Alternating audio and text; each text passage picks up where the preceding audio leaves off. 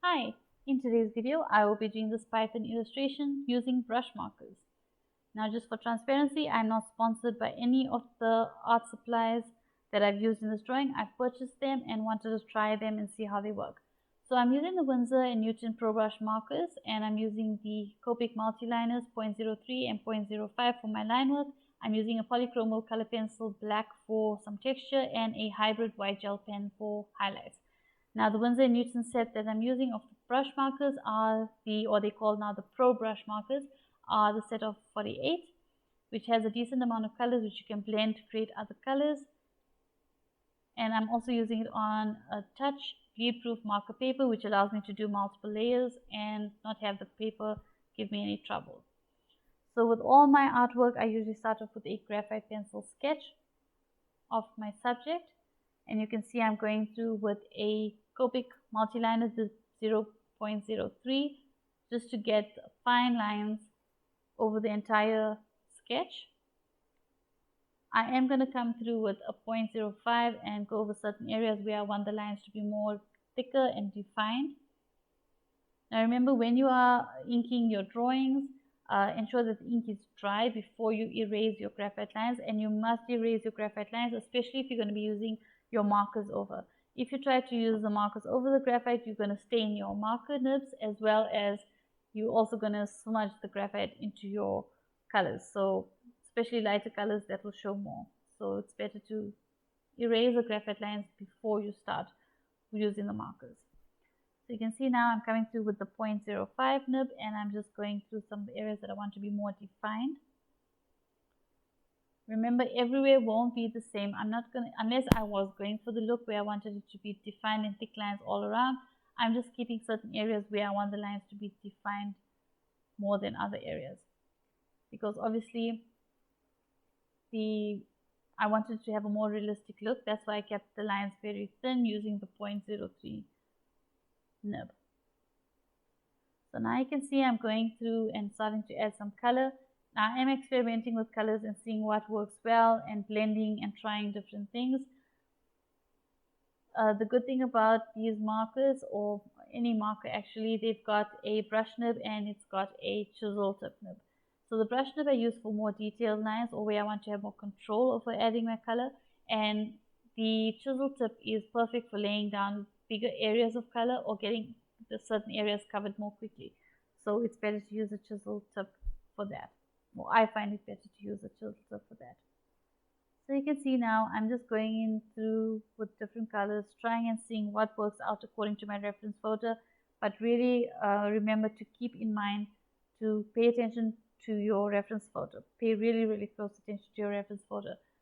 Look at the highlights, look at the shadow areas. Those are really important, especially if you are doing a drawing or illustration where you want it to be more realistic. Then you need to pay close attention to that. Even with paintings, any type of material or medium that you're using, if you want a more realistic look, you need to pay close attention to the shadows and the highlights, because that's what gives it a three-dimensional look.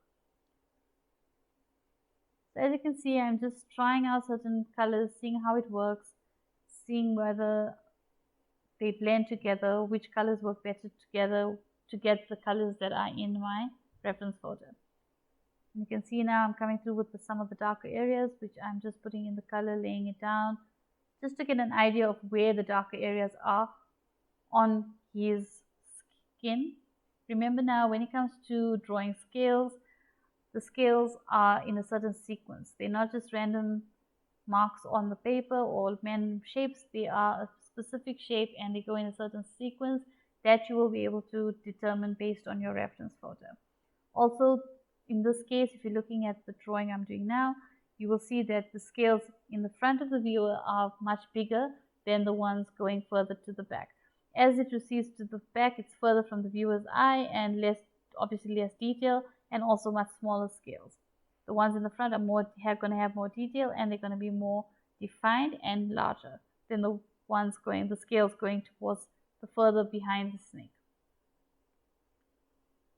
Also remember to pay close attention to the direction that the light is hitting the snake, because there will be certain areas that will be shiny on his scales and on his skin, and you'll need to I usually use the gel pen just to highlight those areas. I will also be using some areas with some blue and some lighter, cooler grays, just to get some of those areas that have to be lighter, and just to also make the skin look a little three-dimensional. You'll also see that I'm not using one color entirely over an entire area. I'm blending in different colors of different shades of browns. I'm using different shades. I'm even including some yellows or some yellow ochres and some browns and also a lot of grays, just to get that three-dimensional look and get a variation in the color, because the colors don't look the same for every scale. If I make every scale the same color, we're not going to have the three-dimensional look, and it's not going to look realistic, because every scale has light hitting it at different angles, which means it has different areas are going to have different shades of browns, even some grays for shadow areas. Remember, the snake has a lot of muscles in their skin as well, so that muscle also defines the way the scales look and the way the scales hit the light, or where they hit the way that the light hits the scales.